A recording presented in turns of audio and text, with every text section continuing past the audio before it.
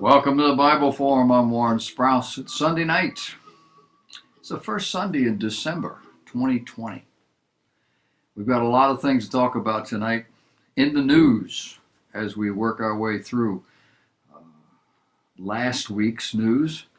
We've got a marijuana bill that passed the House of Representatives. We don't think it's going to make it through the Senate. But the bill was offered as a medical treatment. Think CBD. The House past Friday voted 228 to 164 in favor of the Marijuana Opportunity Reinvestment and Expungement Act. They call it MORE, M-O-R-E, making it the first time a congressional chamber has voted in favor of decriminalizing marijuana at the federal level. You say, what's the difference? Why does it matter? Well, the Washington Post described the bill as a landmark retreat in the nation's decade-long war on drugs, which has disproportionately affected people of color. In addition to decriminalizing marijuana federally, the bill provides for expunging some marijuana convictions and a 5% excise tax on marijuana that would help fund programs for those people who most adversely are impacted by the war on drugs.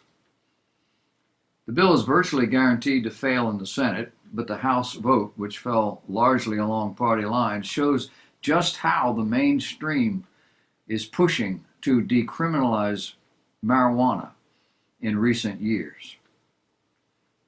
Now, in conjunction with this is Dr. Houman Danish, who's director of integrative pain management at Mount Sinai Hospital in New York City. He said, but while there's lots of anecdotal evidence, it's still very difficult to say what the real benefits are due to a serious lack of research. He said right now you have pharmacies trying to make some sort of sense out of it and say, yeah, it works for this, but that's not the way the medicine is practiced. It should be based on evidence, and there's not a lot of evidence to really support these claims. I think this whole CBD thing has cranked all this up and put it out there in the front. But I think it's a red herring on some level.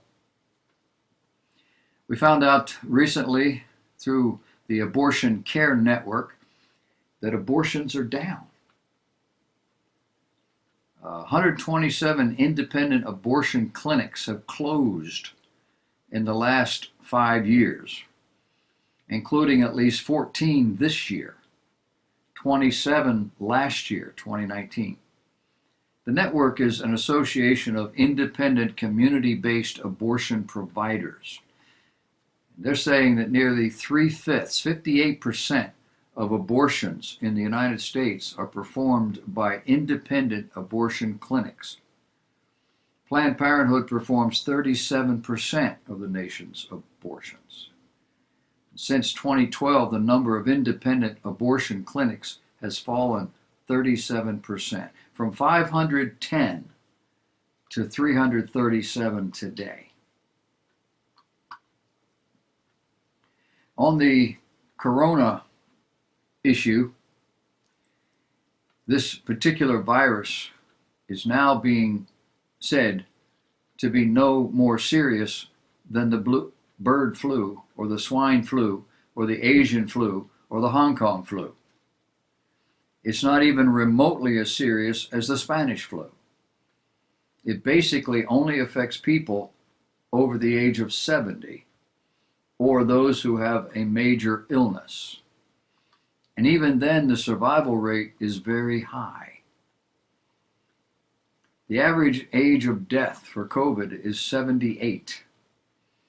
Contracting it is no more than a trivial inconvenience for younger people.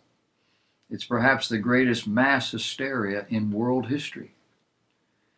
There's much more to say about this hysteria, and it all reflects badly on the authorities and the media, as well as the average American, for acting like sheep.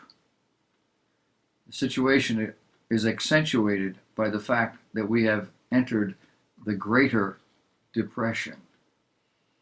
This from Doug Casey's International Man communique. Do you have a job? Do you know what the jobless rate is? IJR.org says the number of Americans filing first-time claims for jobless benefits fell last week. It still remains extraordinarily high amid widespread business restrictions to slow the rising tide of new COVID-19 infections and lack of additional fiscal stimulus. But the weekly unemployment claims report from the Labor Department on Thursday included the Thanksgiving holiday, which could have impacted the model the government uses to strip seasonal fluctuations from the data. They say, quote, jobless claims continue to signal a struggling labor market recovery. And as we approach the end of the year, risks are mounting that millions of unemployed workers will lose access to their unemployment benefits. This from someone called Ryan Sweet, a senior economist at Moody's Analytics in Westchester, Pennsylvania. The initial claims for state unemployment benefits decreased by 75,000 to a seasonally adjusted 712,000 for the week ending November 28. That according to the Labor Department. Economists polled by Reuters had forecasted 775,000 applications. It was only 712. Axios.com is reporting that the labor market continues to recover even as coronavirus cases surge. Though it's still millions of jobs short of the pre-pandemic level, the problem is that the rate of recovery is slowing significantly. The number of jobs gained last month is down sharply from the gain of 610,000 back in October. It's the kind of number you see during a normal expansion rather than during a sharp rebound from pandemic lows. The U.S. still has 9.8 million fewer jobs than it had in February. That's a bigger job decline than during the depths of the Great Depression. ChristianHeadlines.com is reporting on President-elect Biden's promise to homosexuals. It's not a secret that Biden has long been a champion of LGBTQ causes and even endorsed same-sex marriage publicly before President Obama did. Now, weeks away from Inauguration Day, he's telling supporters he plans to roll back multiple Trump administration policies, including ones that impact religious liberty. The Associated Press said Biden is making sweeping promises to LGBTQ activists, proposing to carry out virtually every major proposal on their wish list. Like what?